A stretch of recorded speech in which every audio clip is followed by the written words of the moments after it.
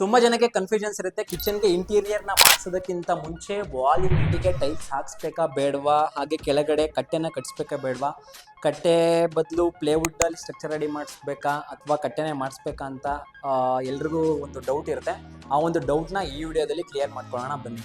So ನಾವು ಕಟ್ಟೆನ ಪ್ಲೇವುಡಲ್ಲಿ ready ಮಾಡಿಸ್ತೀವಿ ಅಂತಂದರೆ ನೀವು ಕಂಪ್ಲೀಟ್ ಪ್ಲ್ಯಾಟ್ಫಾರ್ಮ್ನ ಹಾಗೆ ಕೊಟ್ಟರೆ ನೀವು ಕೊಟ್ಟಿರೋಂಥ ಇಂಟೀರಿಯರ್ ಡಿಸೈನರ್ ಅಥವಾ ಆರ್ಕಿಟೆಕ್ಟ್ ಬಂದು ಅವರೇನೇ ಪ್ಲೇವುಡಲ್ಲಿ ಸ್ಟ್ರಕ್ಚರ್ನ ರೆಡಿ ಮಾಡ್ಕೋತಾರೆ. ಸಪೋಸ್ ನಿಮಗೆ ಪ್ಲೇವುಡಲ್ಲಿ ಬೇಡ ಅಂತ ಹೇಳಿದ್ರೆ ನೀವು ಕಟ್ಟೆಲಿ ಮಾಡಿಸ್ಬೇಕಿದ್ರೆ ಹೈಟ್ ಎಷ್ಟು ಇಂಚ್ ಮಾಡಬೇಕು ಅಂತ ಹೇಳಿದ್ರೆ ಇಲ್ಲಿ ಕಾಣ್ತಾ ಇರೋಂಥ ಒಂದು ಹೈಟು ನಿಮಗೆ 4 ಇಂಚ್ ಇರಬೇಕು. ಹಾಗೆ ಡೆಪ್ತ್ ಬಂದು 22 ಇಂಚ್ ಇರಬೇಕು, 22 ಇಂಚಸ್. ಹಾಗೆ ವಾಲ್ ಯೂನಿಟ್ಗೆ ನೀವು ಮುಂಚೆನೇ ಸಪೋಸ್ ನಮಗೆ ಟೈಲ್ಸ್ ವರ್ಕರ್ ಜಾಸ್ತಿ ದಿನ ಇರಲ್ಲ, ಬೇಗನೆ ಹೋಗ್ತಾರೆ, ನಾವು ಅಂಥ ಟೈಮಲ್ಲಿ ನಿಮಗೆ ಟೈಲ್ಸ್ ಹಾಕ್ಸ್ಬೇಕು ಅಂತ ಹೇಳಿದ್ರೆ ನಿಮಗೆ ನೆಲದಿಂದ ಇಲ್ಲಿವರೆಗೂ 31.5 ಇಂಚಸ್ ಅಥವಾ MM ಅಲ್ಲಿ ಹೇಳೋದಾದ್ರೆ 800 mm ನ ಬಿಟ್ಟು ನೀವು ಮೇಲ್ಗಡೆ ನೀವು ವಾಲ್ ಯೂನಿಟ್ ಟೈಲ್ಸ್ನ ಹಾಕ್ಸ್ಕೋಬೋದು.